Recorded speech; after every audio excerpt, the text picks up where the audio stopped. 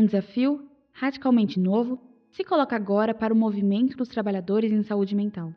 Nossa atitude marca uma ruptura.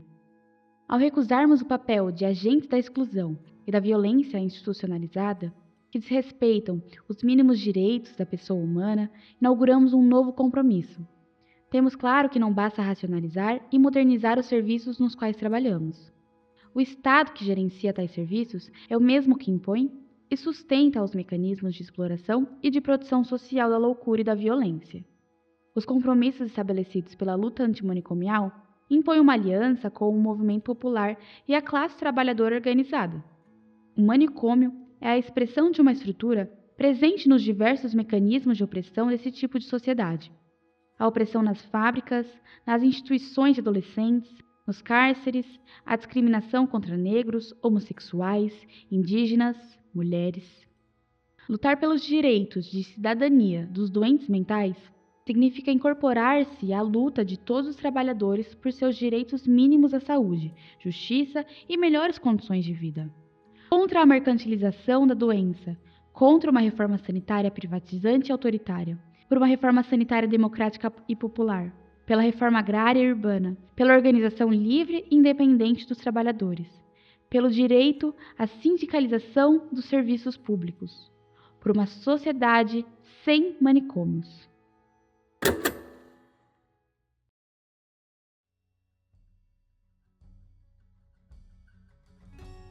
Esses são trechos da Carta de Bauru, um manifesto escrito pelos participantes do 2º Congresso de Trabalhadores em Saúde Mental, realizado na antiga Universidade de Bauru, em 1987. O Congresso, o Manifesto e a cidade se tornaram marcos para a reforma psiquiátrica em todo o Brasil. Foi nesse encontro que trabalhadores, usuários e familiares passaram a articular de maneira nacional a luta pelo fechamento progressivo dos manicômios e pela construção de uma nova política pública de saúde mental no país. Mas nenhuma revolução começa de repente. A Carta de Bauru foi resultado de um processo que já vinha se consolidando quando profissionais de saúde mental começaram a denunciar as condições precárias e violentas dos hospitais psiquiátricos no país, como já vimos no primeiro episódio. O Congresso de Bauru foi o ponto em que essas pautas se unificaram em um movimento nacional, o da luta antimanicomial, que desde então segue questionando a exclusão e defendendo novas formas de cuidado em saúde mental. Eu sou Vinícius Rodrigues. Eu sou a Lara Campeão e esse é o Margem e Memória, um audiodocumentário sobre os hospitais psiquiátricos de Bauru, as vozes que ficaram à margem e a luta para que essas histórias não se percam na memória. Episódio 3, A Força. Mesmo acontecendo praticamente no mesmo momento em que a reforma sanitária, o processo da reforma psiquiátrica brasileira tem uma história própria. O ano de 1978 costuma ser identificado como o início efetivo do movimento pelos direitos dos pacientes psiquiátricos. O Movimento dos Trabalhadores em Saúde Mental, formado por integrantes do movimento sanitário, associações de familiares, sindicalistas e pessoas com um longo histórico de internações psiquiátricas, surge nesse ano. É sobretudo esse movimento que passa a protagonizar a denúncia da violência dos manicômios, da mercantilização da loucura e da hegemonia de uma rede privada de assistência. O movimento constrói coletivamente uma crítica ao chamado saber psiquiátrico, até então baseado em um modelo hospitalocêntrico na assistência às pessoas com transtornos mentais, como vimos nos episódios anteriores. A experiência da reforma psiquiátrica na Itália acontecia nessa mesma época e serviu como inspiração para as movimentações que aconteciam em todo o mundo, principalmente aqui no Brasil. Em 1978, o psiquiatra Franco Basaglia propôs a Lei 180, assegurando o fechamento dos manicômios e a criação dos serviços alternativos na comunidade. No ano seguinte, Basaglia visita o Brasil e conhece o maior hospício do país, em Barbacena. O psiquiatra ficou tão chocado com o que viu que comparou a instituição a um campo de concentração nazista. Com a estruturação do Movimento dos Trabalhadores em Saúde Mental, passaram a surgir então as primeiras propostas e ações para a reorientação da assistência.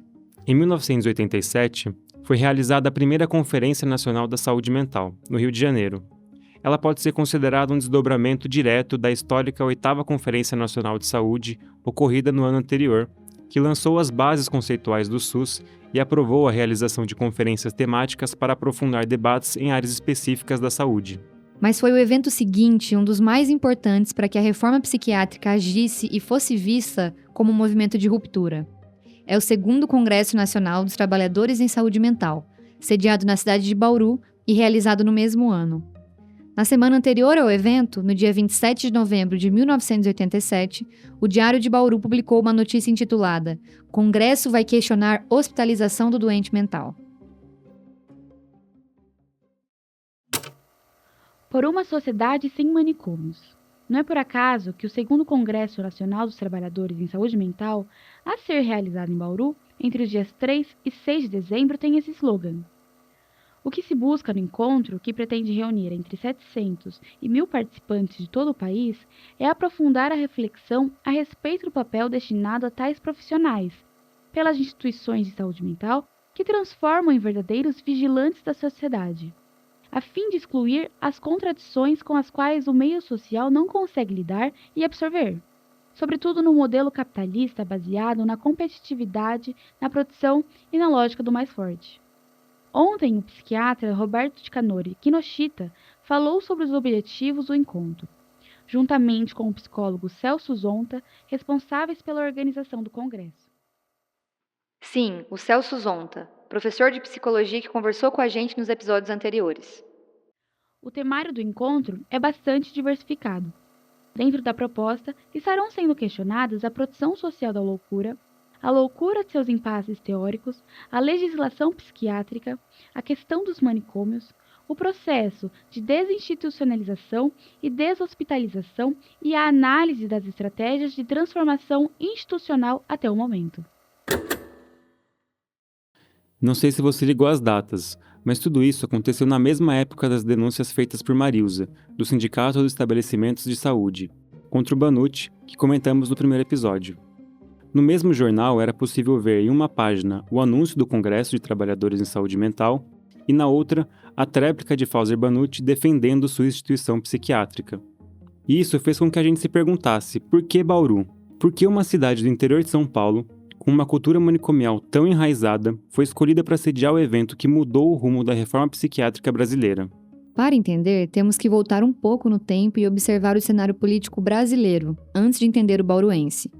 É isso que nos explica Oswaldo Gradella, professor de psicologia que conversou com a gente sobre o conceito de loucura no segundo episódio e já estava em Bauru quando tudo isso aconteceu. E aí a gente tem algumas mudanças políticas importantes. Ou seja, com o processo da anistia, várias das pessoas que antes estavam nos cargos públicos retornaram para o Brasil. E várias dessas pessoas também, digamos, foram candidatos.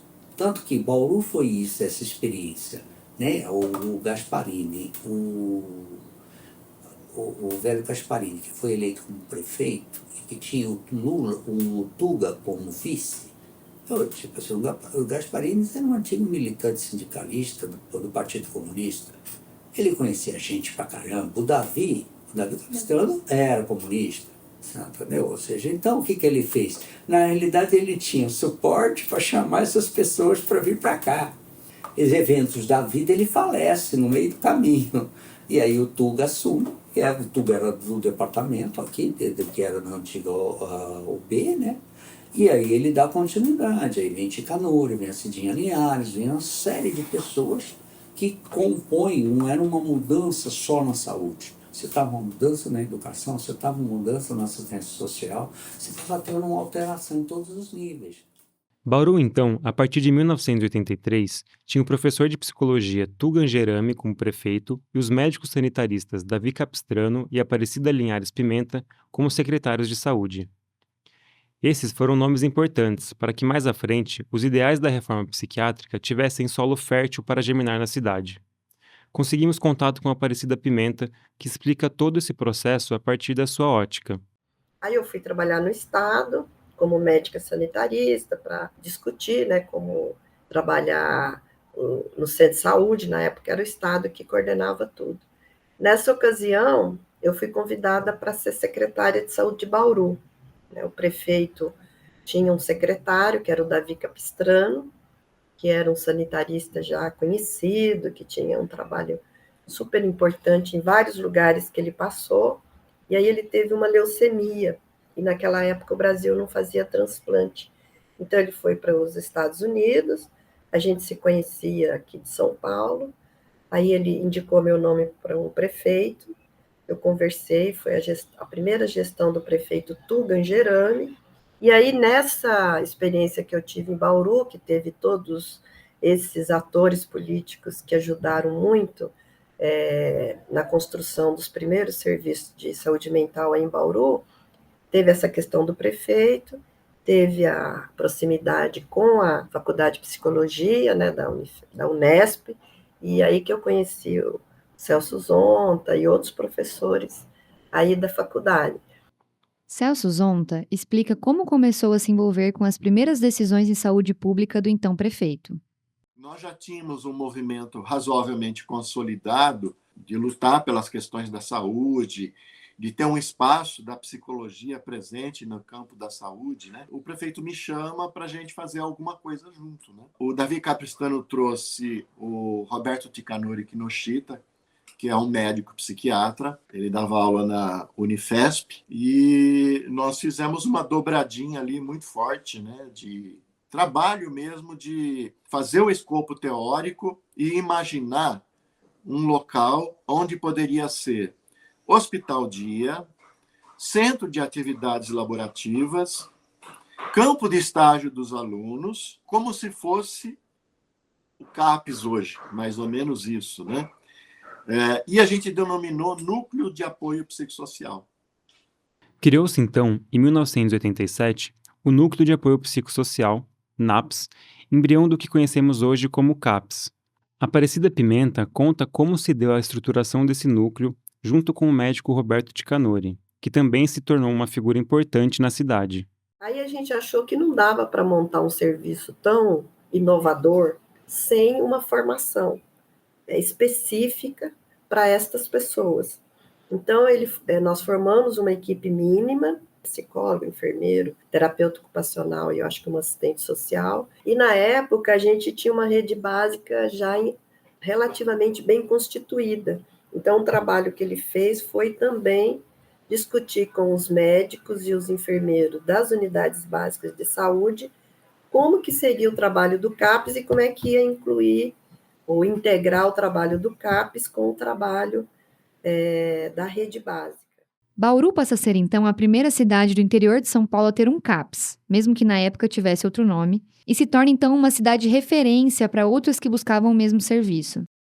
Mas isso não significa que havia apoio ou até concordância em todas as instâncias, como explica Aparecida. Não tinha lei, não tinha portaria, não tinha recurso federal, não tinha recurso estadual, e a própria sociedade não via com bons olhos esse movimento da luta antimanicomial, que foi muito mais uma luta de resistência e militância política do que uma política do executivo, seja dos municípios, seja do governo federal, muito menos do governo estadual. E São Paulo, né, tinha estatísticas muito comprometedoras, porque era o estado que tinha a maior quantidade de leitos psiquiátricos do Brasil inteiro, e hospitais com um número absolutamente inaceitável de leitos. Até aí, o governo federal não tinha nenhuma participação na construção dessa rede de atenção psicossocial, não repassava recurso, não dava apoio, era feito às custas da decisão de prefeitos e secretários municipais que acreditavam, por uma questão de convicção política, de compromisso político, nesta política. Com a criação desse novo serviço de cuidado em saúde mental, era necessário mudar o ideário da população de Bauru a respeito das internações em hospitais psiquiátricos como o Banut e o Paiva. Celso conta como isso se deu. Nós estamos abertos para atendimento da população. Fizemos a divulgação, só que a gente precisava agora fazer com que as internações nos hospitais psiquiátricos fossem bloqueadas, paralisadas. Como que nós fizemos isso?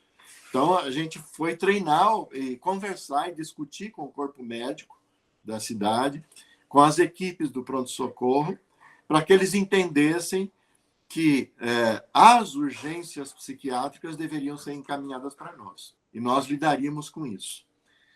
E assim foi feito e começou a funcionar a engrenagem. Quando começou a funcionar a engrenagem, o que aconteceu? O Banut, ele era um empresário da cidade. Ele era um médico psiquiatra e construiu o hospital para obtenção de lucro. Começou a acontecer que os pacientes não iam mais para o Banuti, começou a diminuir no Paiva, mas o Paiva era muito grande. Então, ele não sentiu muito o impacto desse processo. Quem sentiu foi o Banuti. Como contamos mais profundamente no primeiro episódio, o Banuti fecha pouco tempo depois, em 1990.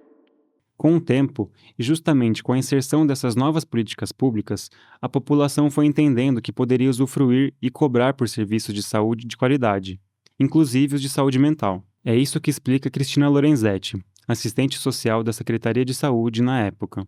A discussão sobre saúde mental, ela foi evoluindo na medida que a gente começou a ter uma discussão sobre políticas públicas, entendeu?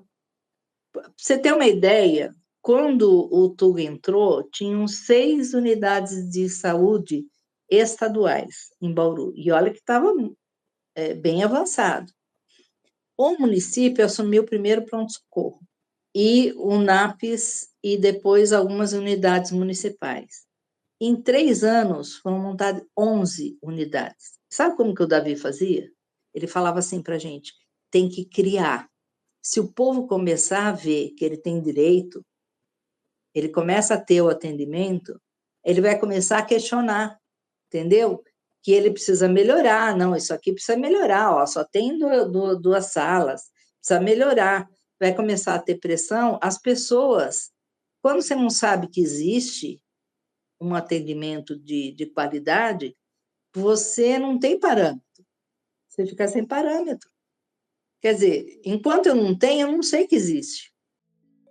Nesse cenário efervescente, fica mais fácil compreender por que o Congresso de Trabalhadores em Saúde Mental aconteceu em Bauru.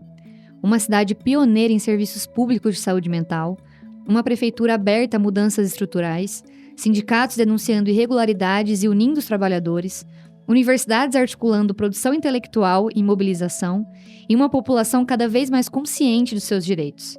Para Marisa Almeida, psicóloga que conversou com a gente nos primeiros episódios, a cidade estava pronta. Eu acho que a gente aqui em Bauru estava muito pronto para isso. Se tivesse ido para outro lugar, teria acontecido? Teria, mas eu não sei se com essa força, né, que aconteceu, de tanta gente aqui que se juntou com outros tantos que já estavam aqui, que tinham uma história. Porque não era só falar de manicômio, era falar de uma sociedade diferente, né? Era muito mais do que isso, era um ato político também, né? Mas, assim, deu muito certo. Né? Deu muito certo. Entre os dias 3 e 7 de dezembro, aconteceu em Bauru o 2º Congresso Nacional dos Trabalhadores em Saúde Mental. O evento já não incluía apenas profissionais de saúde, mas também usuários dos serviços, seus familiares, estudantes e ativistas de movimentos sociais. Talvez tenha sido exatamente essa polifonia que fez do Congresso um marco na história da reforma psiquiátrica brasileira. Celso foi um dos idealizadores diretos do evento e explica como ele foi organizado. E a gente conseguiu, o Tugas conseguiu ceder os ônibus da cidade, tinha também um centro esportivo, e a gente conseguiu receber, eram mais ou menos, acho que 460, 480 trabalhadores de saúde mental do Brasil todo. Acho que tinha mais ou menos, quase que metade eram usuários. Então você tinha enfermeiros, médicos psiquiatras, atendentes de enfermagem, pacientes já melhorados ou pacientes cronificados, tinham de tudo ali. Então nós tínhamos que montar, tanto no local dormitório, quanto no local das atividades, uma estrutura médica e psicoterápica para atender, caso tivesse qualquer tipo de problema, né? Montamos um grande refeitório na Associação dos Servidores da Unesp, com os servidores da prefeitura que me deixaram à disposição, e nós montamos uma estrutura lá. E era assim, logo de manhã cedo, os ônibus iam, buscavam esses pacientes e servidores, traziam para o Guilhermão, fazia o grande encontro, as dividiam nas salas de aulas, reuniões, até chegar na plenária final. Perguntamos para o Celso o que tornou o Congresso de Bauru diferente dos anteriores, porque ele é lembrado como um dos pilares da luta antimanicomial. Teve um encontro no Nordeste de trabalhadores em saúde mental, mas ele não foi... o que eu poderia dizer é que não houve um fechamento ali, não tinha um processo de conclusão onde dali fosse uma alavanca de luta política para novos passos. O de Bauru foi. O de Bauru teve deliberações, teve a Carta de Bauru. Eu acho que a participação do Conselho Regional e Federal de Psicologia trouxe um impacto muito forte. Eu acho que Bauru, esse primeiro encontro de Bauru, produziu uma alavancagem forte, né? Um dos grandes legados do encontro foi a elaboração coletiva do Manifesto de Bauru, que você ouviu logo no começo desse episódio. Um documento curto, mas com notável densidade política, tanto que se tornou praticamente a certidão de nascimento da luta antimanicomial. O documento vai além da crítica aos hospitais psiquiátricos, mirando o próprio Estado ao afirmar que não basta racionalizar ou modernizar os serviços, pois aqueles que o gerenciam também sustentam os mecanismos de exploração e de produção social da loucura e da violência, evidenciando que a questão manicomial é estrutural e não conjuntural. É como explica Nilma Renildes da Silva, professora aposentada de Psicologia Social e Comunitária da Unesp. Se a gente olhar lá na história, lá atrás, o Pinel, as pessoas ficavam amarradas em grilhões. Mas era só em hospitais psiquiátricos que as pessoas eram amarradas em grilhões? A gente costuma dizer assim, olha, na luta antimanicomial, isto é um divisor de água, porque ali não tinha motivo nenhum para a pessoa estar amarrada ali. Mas as mulheres também não têm motivo nenhum para estar amarradas dentro de casa. As crianças não tinham motivos nenhum para estarem sendo amarradas dentro de casa ou dentro das escolas, entende? Os animais estarem amarrados dentro das cocheiras. A luta antimanicomial, ela vem como um marco de mostrar o quanto a violência da tortura estava impregnada como forma de tratamento de um transtorno na saúde mental. O manifesto estabelece ainda uma conexão direta entre a lógica manicomial e outras formas de opressão social, como a exploração nas fábricas, a discriminação contra negros, homossexuais, indígenas e mulheres, e a repressão em instituições para adolescentes e cárceres. Essa visão interseccional conferiu ao movimento uma amplitude política inédita, compreendendo a luta antimanicomial como parte de uma transformação social mais ampla. A partir desse diagnóstico, o manifesto propõe a aliança com os movimentos populares e a classe trabalhadora organizada, defendendo que a luta pelos direitos das pessoas com transtornos mentais é inseparável da luta por saúde, justiça e melhores condições de vida para todos. O Congresso adotou o lema que se tornaria o grito de guerra do movimento: por uma sociedade sem manicômios. Não se tratava mais de buscar melhores hospitais psiquiátricos, mas de lutar por uma sociedade em que os manicômios não existissem mais. Uma das coisas muito importantes que aconteceu foi que nós fizemos, depois de um dia de plenário imenso, decidimos ir para o centro da cidade, e na Praça Rui Barbosa, e fazer toda uma manifestação abaixo os manicômios, né?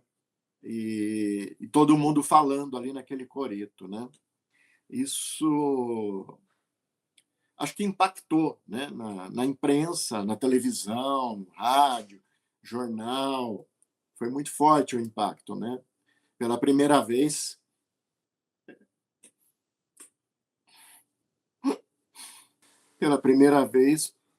os pacientes se manifestando, né? Isso foi muito, acho que importante, quebrar um paradigma de que eles são cidadãos, né? Têm direitos.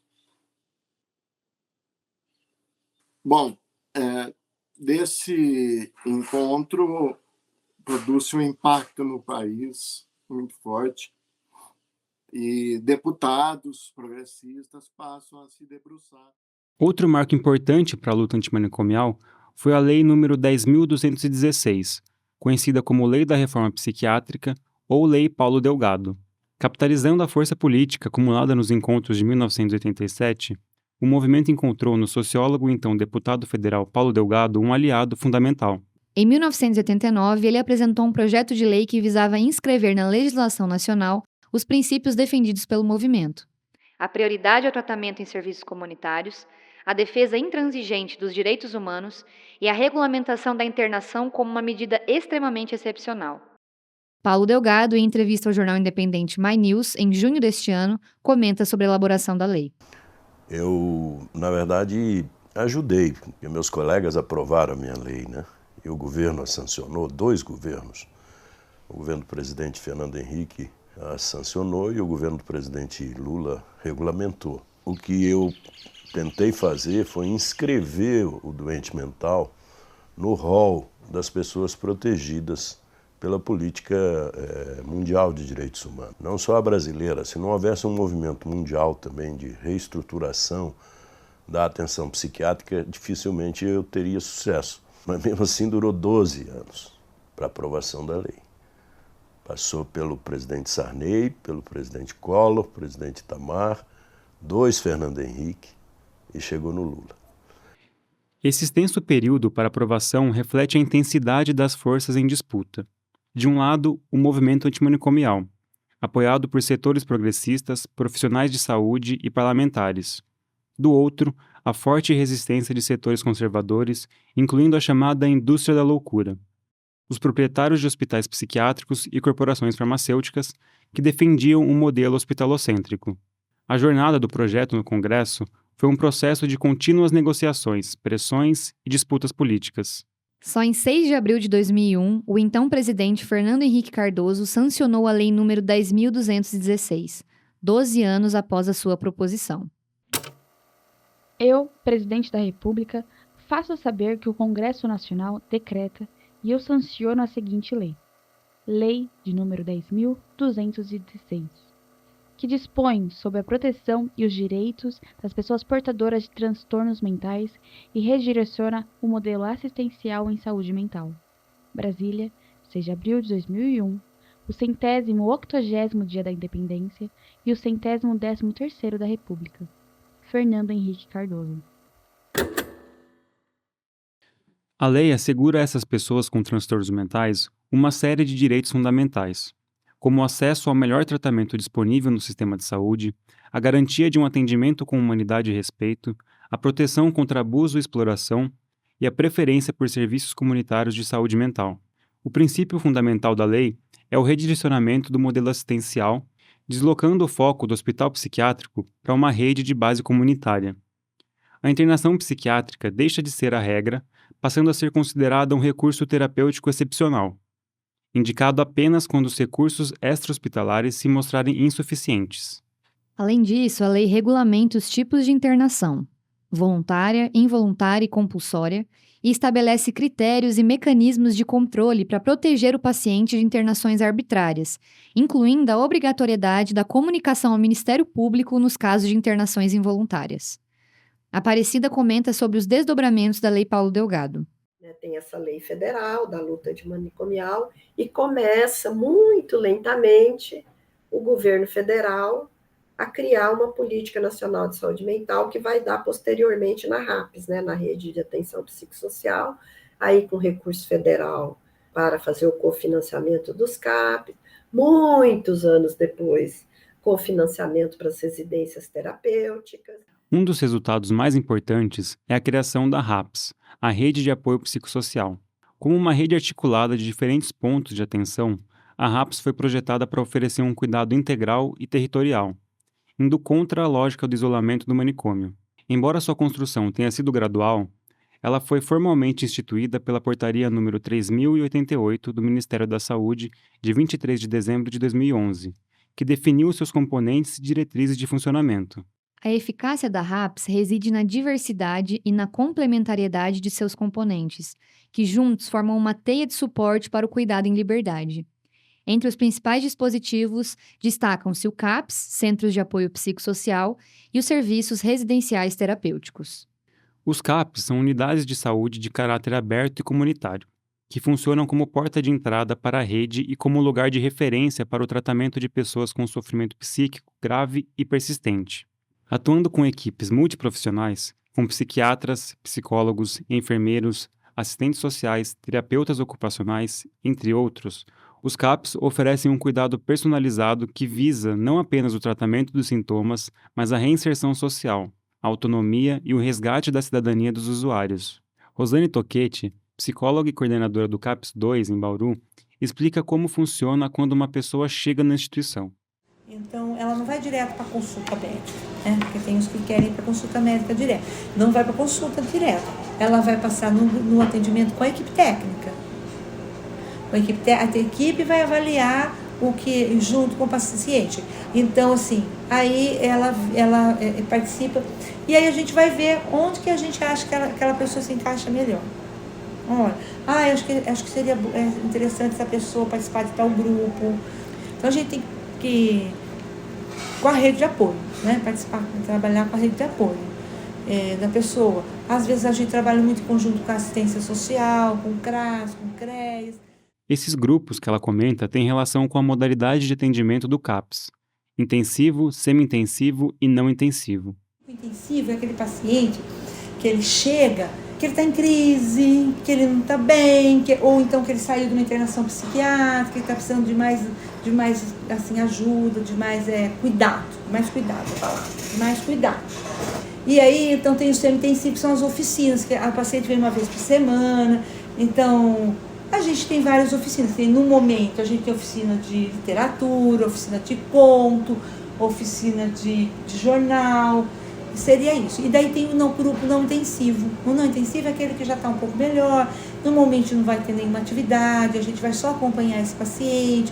No momento aquele paciente que tem condições de trabalhar, né? Ele está bem, ele fica bem, ele está fazendo uso correto da medicação, ele está ficando bem, ele consegue conviver.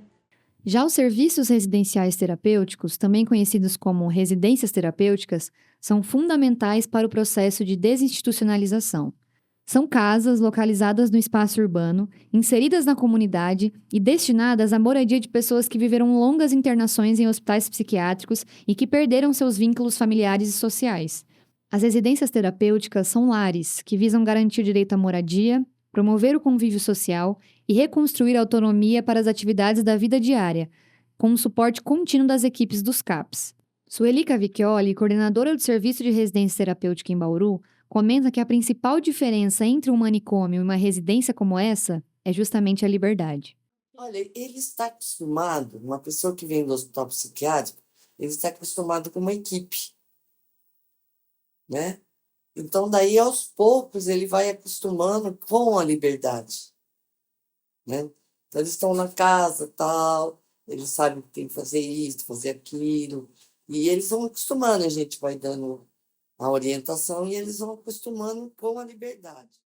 Ela também explica as diferentes atividades realizadas em um serviço de residência terapêutica, buscando sempre a ressocialização. A gente chama de AVD, atividades de vida diárias, e AVP, atividades de vida prática. As vidas diárias, você levantar, você lavar seu rosto, escovar seus dentes, né?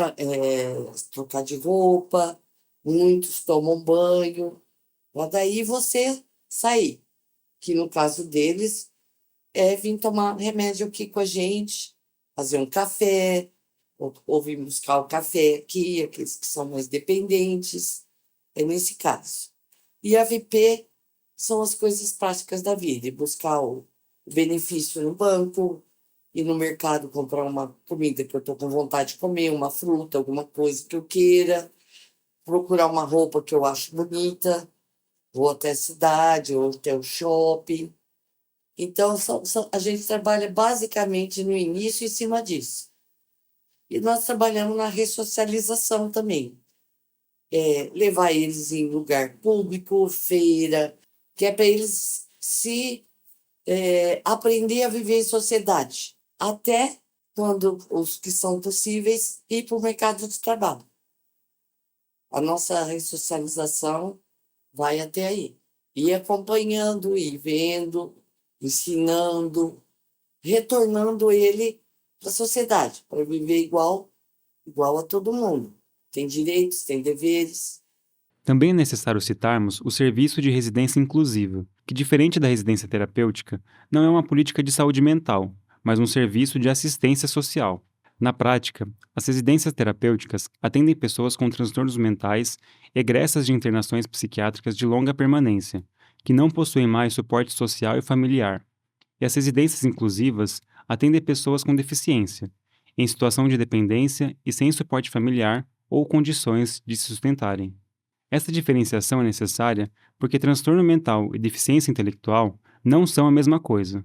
Enquanto o transtorno mental envolve alterações na saúde psíquica que afetam o pensamento, o humor ou o comportamento, podendo surgir em qualquer fase da vida, a deficiência intelectual é uma limitação duradoura no funcionamento intelectual e nas habilidades de adaptação, presente desde a infância, que compromete o aprendizado, o raciocínio e a autonomia.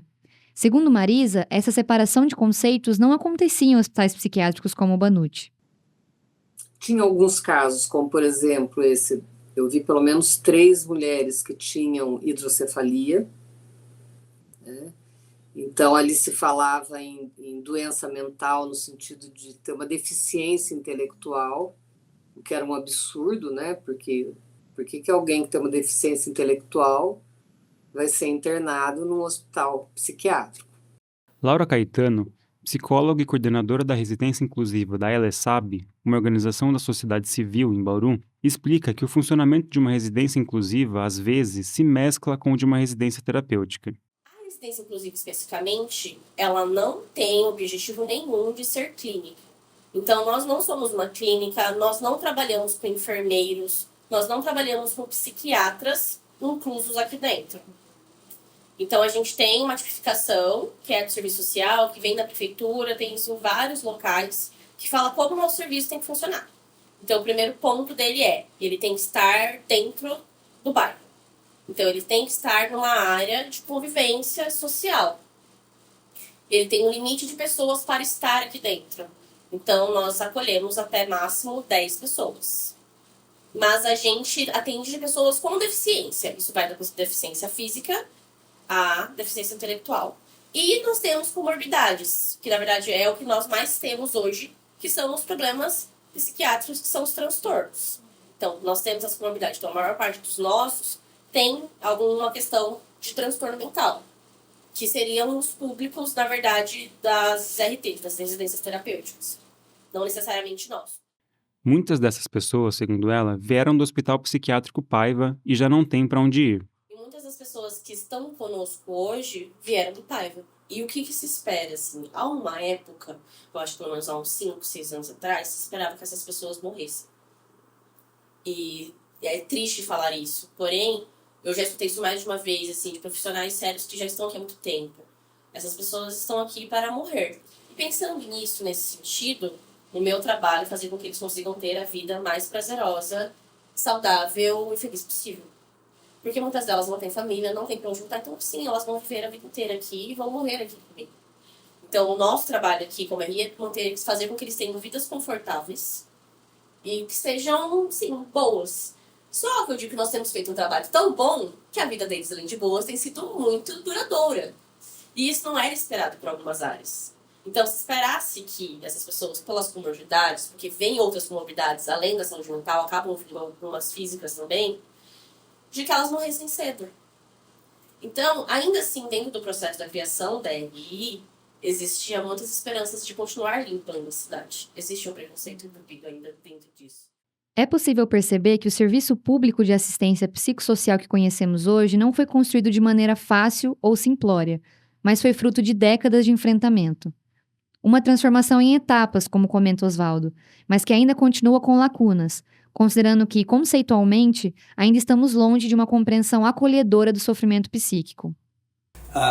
Todo o processo, né, de transformação, ele tem suas etapas. A primeira etapa, que a gente tinha a discussão, né, do hospital, a gente até tinha uma certa concordância que não queria mais hospital psiquiátrico.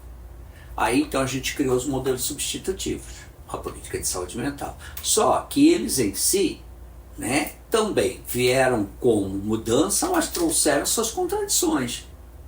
E a gente não enfrentou essa contradição. Uma das contradições principais é o seguinte: a gente não definiu o que é a atenção. psicossocial. O que nós vamos fazer com as pessoas? Não tem uma questão conceitual. A gente não discutiu conceitualmente a questão do sofrimento psíquico. Não tem, a questão teórica, para mim, conceitual, é fundamental, porque na realidade é como você vai orientar a sua atividade. Se você não tem isso, você vai pelo senso comum, e o senso comum é reacionário.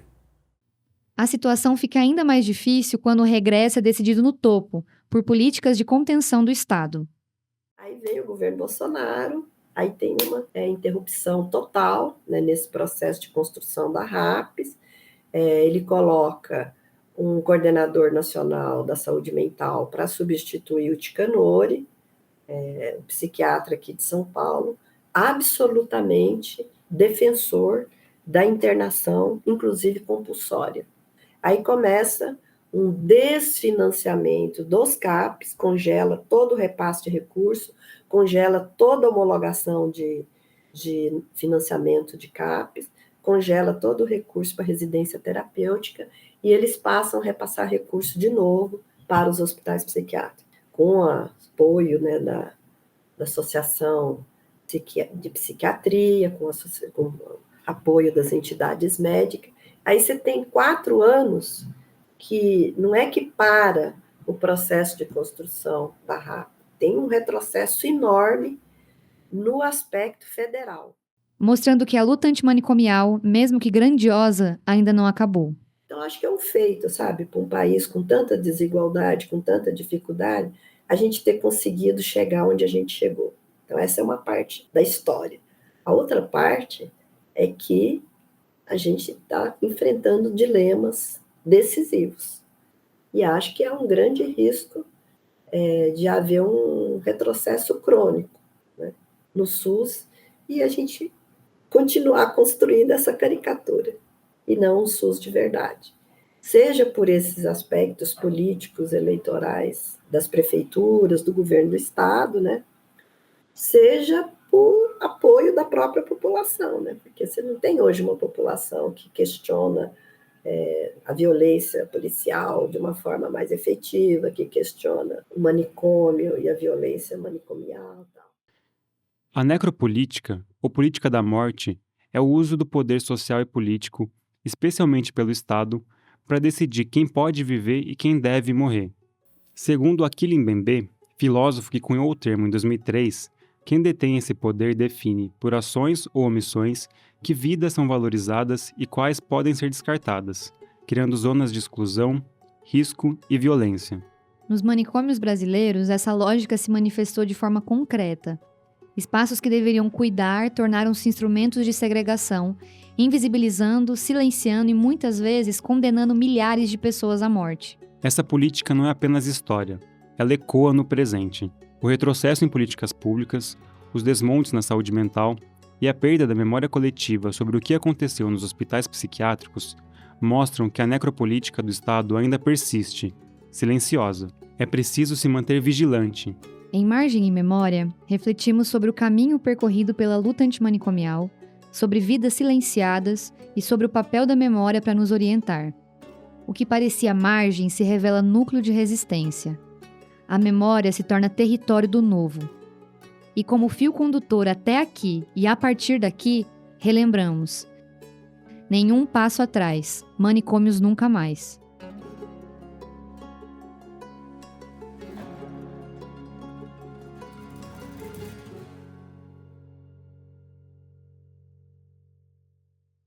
Esse que você ouviu agora é o último episódio do podcast Margem e Memória, uma produção de Isabela Souza, Lara Campeão e Vinícius Rodrigues, como trabalho de conclusão do curso de Jornalismo na Unesp. Argumento e roteiro por Lara Campeão. Edição e tratamento de áudio por Vinícius Rodrigues. Decupagem e relatório de produção por Isabela Souza. Apuração de fontes e narração por Isabela Souza, Lara Campeão e Vinícius Rodrigues. E orientação por Aline Camargo.